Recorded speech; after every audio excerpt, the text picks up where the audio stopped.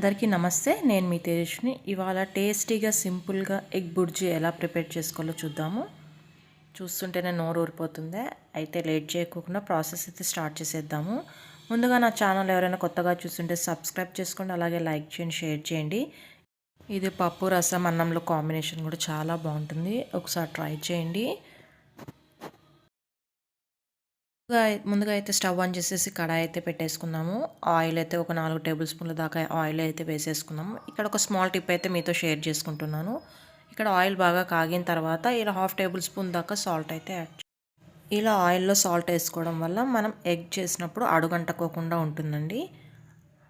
అలా వేసిన తర్వాత ఇక్కడైతే ఉల్లిపాయ ఒకటైతే కట్ చేసి వేసుకోండి సన్నగా. అలాగే 1/2 టేబుల్ స్పూన్ దాకా పసుపు అయితే యాడ్ చేసుకోండి. అంతా ఒకసారి బాగా మిక్స్ చేసుకొని ఆనియన్స్ బాగా మగ్గే వరకు అయితే మగ్గిచ్చేసుకుందాము.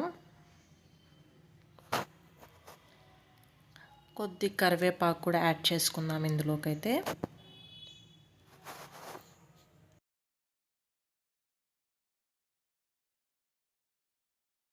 అంతా ఒకసారి బాగా కలిపేసుకున్నాక ఇప్పుడు ఆనియన్ అయితే మగ్గిపోయింది కదా. ఇప్పుడు ఇక్కడైతే నేను ఒక 1 టేబుల్ స్పూన్ దాకా కారం అయితే యాడ్ చేసుకుంటున్నాను. మీ స్పైసీని బట్టి మీరైతే యాడ్ చేసుకోండి. అలాగే 1/2 టేబుల్ స్పూన్ దాకా గరం మసాలా, 1 టేబుల్ స్పూన్ దాకా ధనియాల పొడి కూడా వేసుకొని అన్నీ ఒకసారి బాగా ఫ్రై చేసుకున్నాము ఆనియన్స్లో. ఇలా బాగా ఫ్రై అయిన తర్వాత ఇందులోకైతే 1 టేబుల్ స్పూన్ దాకా సాల్ట్ అయితే యాడ్ చేసుకోండి. మొత్తం ఇందాక వేసింది ఇప్పుడు వేసిందంతా 1 టేబుల్ స్పూన్ అండి. అలాగే 1 టేబుల్ స్పూన్ పచ్చికారం కూడా వేసేసుకొని బాగా పచ్చివాసన పోయే వరకు అయితే వేపేసుకున్నాం. ఇక్కడ నేనైతే 3 గుడ్లు అయితే తీసుకున్నానండి. ఇవి పగలగొట్టుకొని మనం ఆనియన్స్లోకి అయితే వేసుకోవాలి. వెంటనే కదపకండి. ఒక 2 నిమిషాల పాటు ఉంచిన తర్వాత లైట్గా ఫ్రై చేసుకోండి. మా ఇంట్లో అయితే ఎగ్ చాలా పొడిగా ఉండకూడదండి. కొద్దిగా ఎగ్ అనేది ముక్కలు సైజ్ అనేవి లావుగా ఉంటేనే టేస్ట్ బాగుంటుందని అంటారు.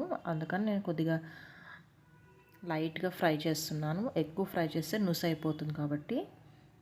ఇలా మనం కలుపుకుంటూ అడుగున కూడా కలుపుకోవాలండి. మనకు అడుగంటకోకుండా ఉంటుంది.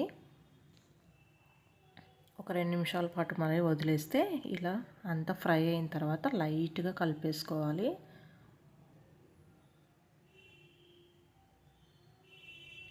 ఇది మాకైతే చపాతీలోకి చాలా ఫేవరెట్ అండి మాకైతే. మీకు ఎందులోకి ఇష్టమో కామెంట్ సెక్షన్లో అయితే తెలియజేయండి. ఇప్పుడైతే సన్నగా తరుక్కున్న కొత్తిమీర అయితే వేసేసుకుందాము. ఇప్పుడంతా మిక్స్ చేసుకొని ఇలా పెద్ద ఉండలుగా ఉంటేనే ఎగ్ బుర్జీ చాలా టేస్టీగా ఉంటుందండి. ఇదైతే ప్రిపేర్ అయిపోయింది. దీంట్లోకి మేము కాంబినేషన్గా అయితే చపాతీ అయితే చేసేసుకున్నాము. మీరు కూడా ట్రై చేయండి. వీడియో చూసిన తర్వాత అయితే మర్చిపోకుండా ఛానల్ని అయితే సబ్స్క్రైబ్ చేసుకోండి, అలాగే లైక్ చేయండి, షేర్ చేయండి. Thank you so much for watching this video.